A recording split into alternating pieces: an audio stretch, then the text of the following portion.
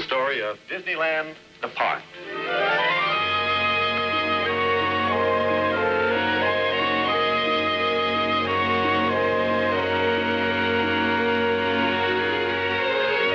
Since its opening, a comparatively short time ago, over 6 million people have visited Disneyland, and many have returned to discover new adventures and further expansion.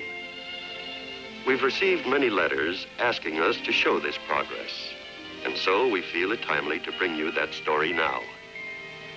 Before Disneyland became this active, thriving domain, we had seemingly endless problems to solve, many of them entirely new to us.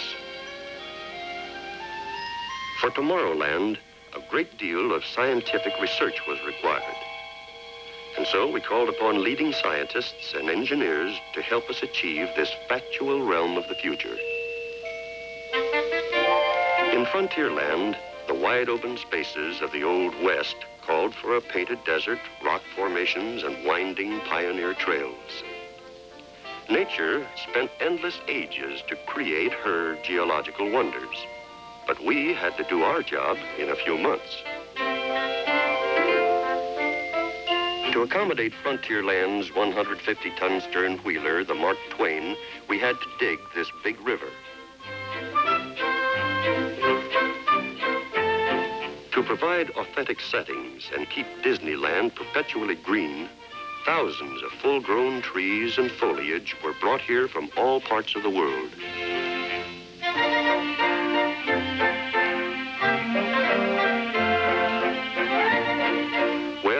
The dream of Disneyland became this reality exactly 1 year and a day from the time we first broke ground. But even to us, who were closely associated with its daily progress, it's difficult to recall that this was once a quiet, rural orange grove. So let's turn back the calendar to the days of its very beginning. After clearing these 160 acres, the job of contouring began. Scooping out over 2 miles of lakes and rivers paid big dividends in valuable dirt, enough for Disneyland's rolling hills and mountains.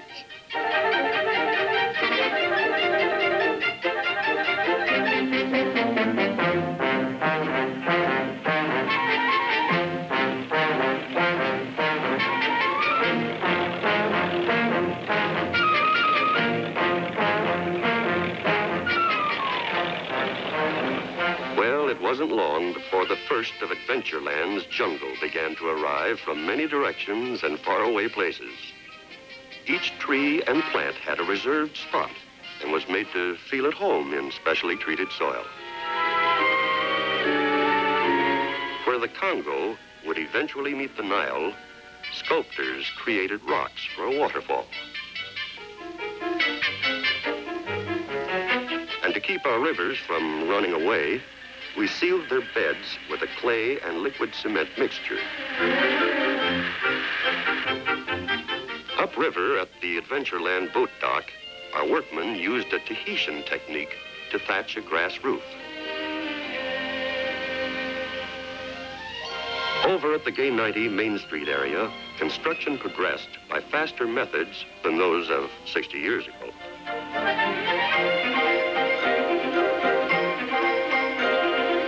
To make sure we would keep our date with a deadline, over 2,000 craftsmen were employed during peak construction periods. Behind these old-fashioned facades, there is a structurally engineered framework of steel. Sleeping Beauty's legendary castle landmarks the site of Fantasyland. This medieval masterpiece is architecturally correct in every detail.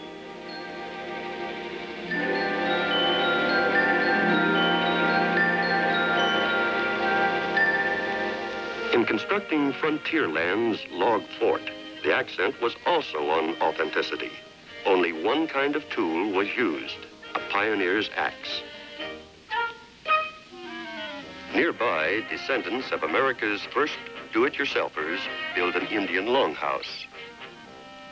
They apply birch bark strips in the same manner as did their forefathers centuries ago.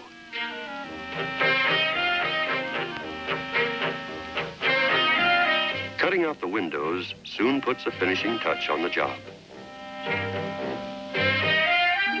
To provide transportation throughout Disneyland, the almost forgotten art of wagon making was revived. We built Conestoga wagons, buggies, buckboards, surreys, and stagecoaches. To pull them meant the training of many horses. These small horses were specially bred to fit our scaled-down vehicles. In Fantasyland, another kind of steed becomes the most important part of King Arthur's carousel. We conducted a long search to round up and recondition 72 of these authentic jumpers. Only in Fantasyland would shipbuilders build a restaurant. A more seaworthy craft, the Mark Twain, was being assembled in Frontierland's dry dock. Well-coordinated planning ensured a perfect fit for all parts. Well, after many hectic yet happy months of hard work, we reached the final stages of assembling, touching up, installing, and last-minute testing. The driving of the last Sprite was both symbolic and timely. And so Disneyland emerged from a dream into a reality. It seemed fitting that the place of honor should be reserved for Mickey Mouse, the little fellow who made Disneyland possible. But let's join the crowds at the beginning of Main Street, USA. Here is a typical small town of the 1890s, completely authentic in every aspect, yet it's brand new, spick and span, the only one of its kind in existence today. Main Street is more than a showplace. It's an active community with a fire department, town hall, police force, and a bank. It even publishes its own newspaper. Many organizations are welcomed here, and the Horseless Carriage Club finds Main Street a perfect setting for an outing in their antique cars.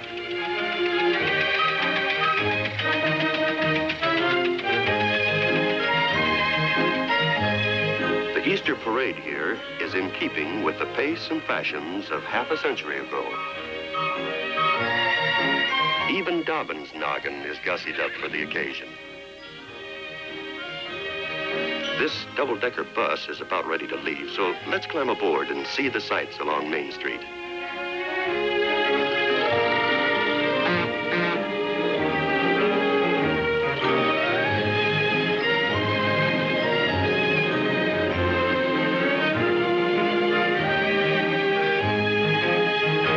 The Old-Time Theater features 6 silent movies with old-time piano accompaniment.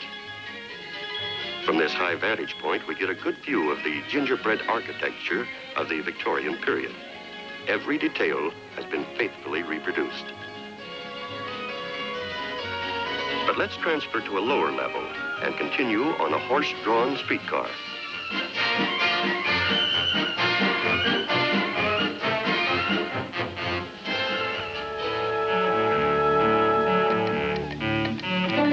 And incidentally, Disneyland's horses never had it so good. Each one works only 4 hours a day. For those who prefer to ride in a surrey with a fringe on top, here's one now. If you've ever wondered what a coach dog sees, this might give you some idea.